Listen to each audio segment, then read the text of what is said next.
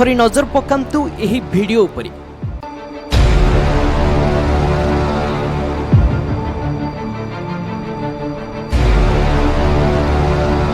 देखिले तो honeymoon suit पालटिला coach cabin, फूल सजा होइथिला लागिथिला बेलून। आउ एही वीडियो सोशल मीडिया रे खूब भाइराल होइथिला। आउ एहा परे एक्शन नेइथिला रेलवे। आउ एथि पई फसिथिले कार्यरत टीटीआई। हेले एबे पुणी सेमिति एक घटना सोशल मीडिया रे भाइराल हेउछि। आउ रेलवे विभाग उपरकू प्रश्न उठिछि। हनीमून कोच परे एबे चलंता ट्रेन रे पूजा पाठ।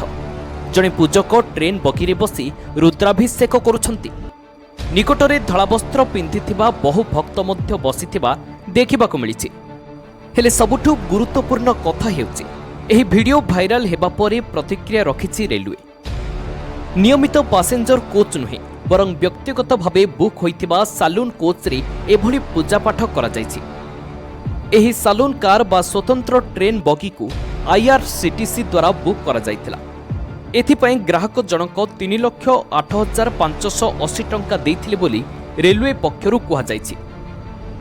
हेले एहा परे प्रश्न उठुछि, किछि दिन तले ट्रेन रो एक केबिन रे पत्नी को हनीमून सरप्राइज देबा कारणरू टीटीई को सस्पेंड करा जायथिला।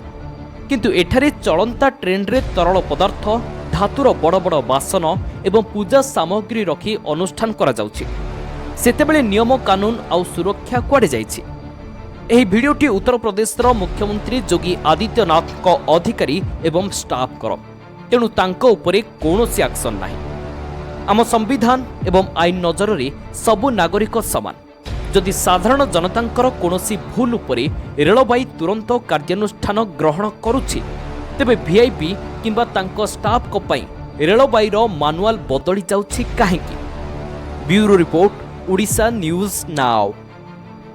दयाकरी आम चैनल को लाइक, शेयर एवं सब्सक्राइब करंतु।